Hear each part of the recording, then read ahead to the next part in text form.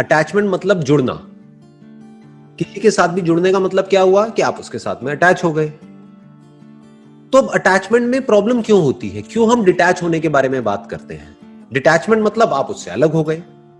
तो या तो आप किसी के साथ हो सकते हैं या अलग हो सकते हैं, या तो आप किसी से जुड़े हुए हो तो पूरी तरह से जुड़े हुए हो। जैसे एक माँ अपने बच्चे से जुड़ी हुई है, तो जब जुड़ी हुई है तो पूरी तरह से जुड़ी हुई है ना। वहां पे डिटैचमेंट कहां से बीच में आ गया? डिटैचमेंट का कॉन्सेप्ट कहां से बीच में आ गया? और डिटैचमेंट की जरूरत क्या है? Attachment means love. आप उसी से जुड़ते हो जिससे कि आपको प्यार होता है। अब प्रॉब्लम क्या होती है, इस अटैचमेंट में हम सेल्फ सेंट्रिक हो जाते हैं।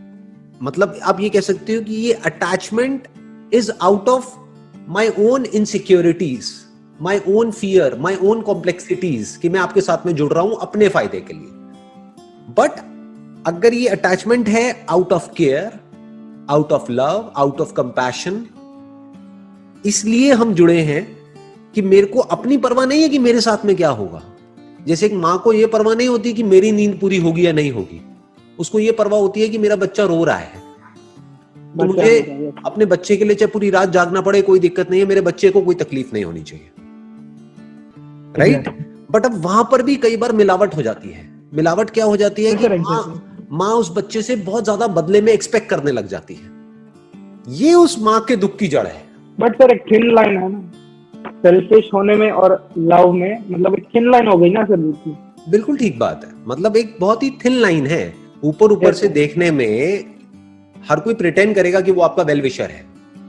Yes exactly. अब चाहे मैं हूं चाहे कोई भी है मेरी जगह, यहाँ पर अभी हम ऑनलाइन इंटरेक्ट कर रहे हैं, कोई और भी हो सकता है आप उससे ऑनलाइन इंटरेक्ट कर रहे हैं, हो सकता है वो शो करे कि आपका वेल विशर है, लेकिन अंदर ही अंदर उसके दिमाग में ये चल रहा होगा कि बात के एंड में किस तरीके से मेरा ये जो प्रोडक्ट है, ये जो मेरी सर्विस है, वो आपको बेचूं और आपसे पैसे निकलवाऊं।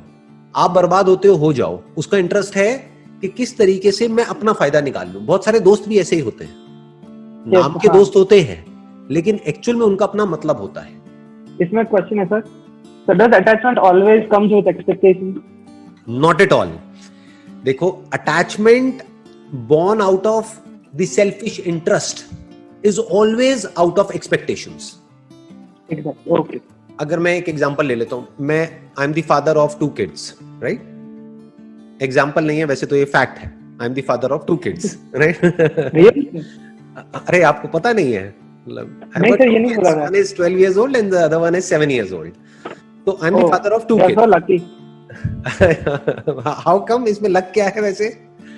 तो जिसका फादर इतना इंस्पायरिंग हो, वो किड कितना लकी होगा सर? अच्छा, my kids are lucky, even I am lucky जी। मेरे जो बच्चे हैं वो बहुत ज्यादा प्यार करते हैं मेरे से, बहुत ही ज्यादा अटैच्ड है। और ये अटैचमेंट बुरा वर्ड नहीं है, again I am saying that. But अगर मैं अपनी सारी एक्सपेक्टेशंस अपने बच्चों पे लाद दूं कि देखो मैंने तुम्हें इतना प्यार किया, अब बदले में तुम्हें भी मेरे लिए ये करना पड़ेगा, तो वो प्यार व्यार नहीं है, वो सौदा है।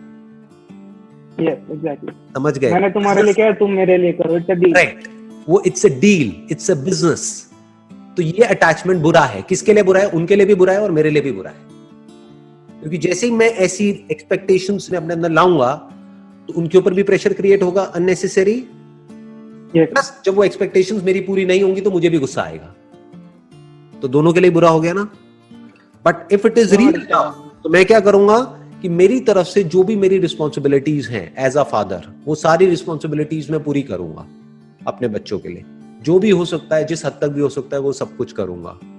उसके बाद में आगे अपनी लाइफ को कैसा बनाना है, आगे लाइफ में क्या करना है, क्या नहीं करना है, किस रास्ते को चुनना है, वो सब पूरी तरह से उनका डिसीजन है।